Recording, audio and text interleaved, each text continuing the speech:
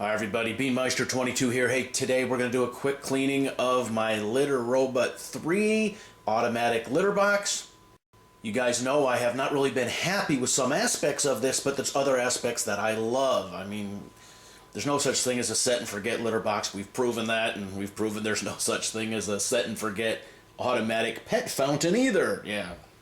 One of the problems that we have with the Litter Robot 3, well, we had it with all the litter robots, but one of the problems we're having is you can't get enough litter in there to have it be deep enough for bigger cats, or most cats, depending how much they pee, to have enough to actually clump and absorb the cat urine, or the poop for that matter.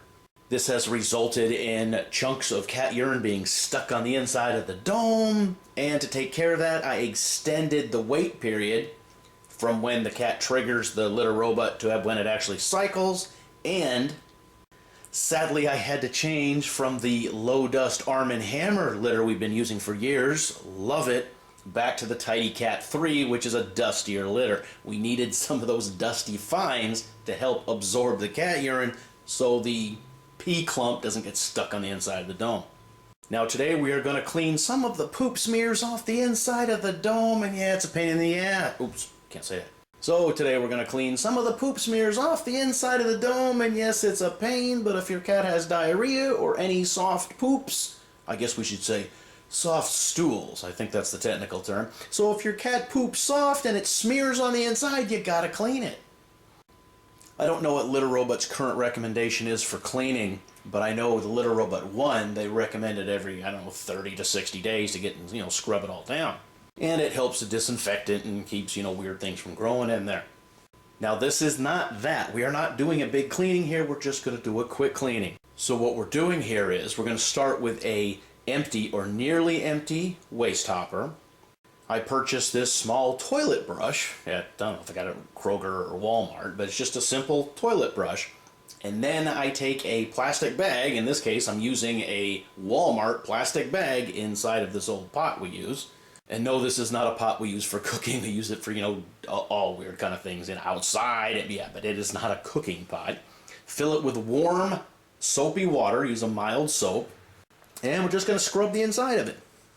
It's important to not use too much water or get it too wet, because you do not want the water getting down into where the clean litter is being stored, because it'll clump in there and then it won't come back out through the mesh. And when I'm done scrubbing it, because I'm lazy, I grab a couple of paper towels, wrap it around the end of that same scrub brush, and I use that to wipe everything down in there. This method of cleaning really doesn't help clean the mesh, because you'll see it'll happen. I mean, it happened here in this, you'll see in this video, but, it happens in real life too, not just, here on YouTube. You will have the same mess that I'm cleaning here will also get stuck to that mesh that the litter filters through.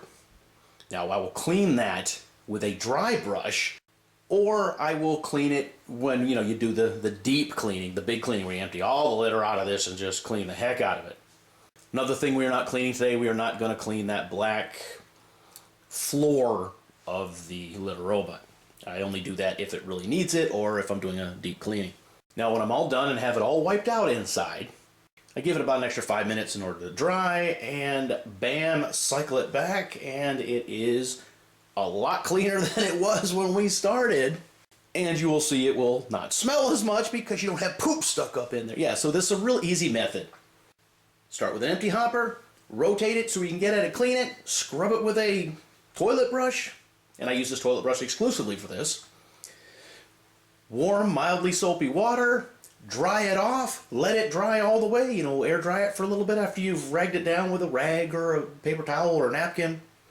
And then bam, you're back in service. Gets rid of the smell, the cats will be happy because it'll be clean, and takes care of one of the major problems that we still have with the litter robot.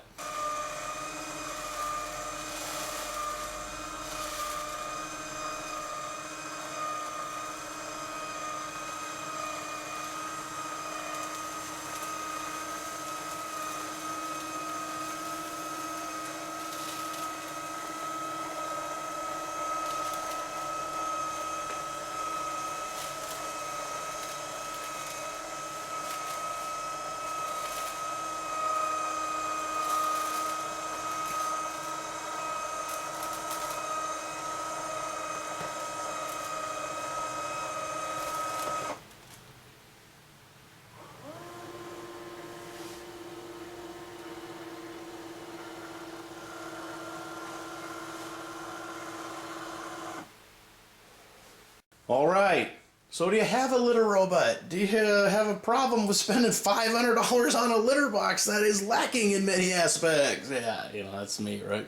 All right, so leave your comments in the comment section. As always, thanks for watching.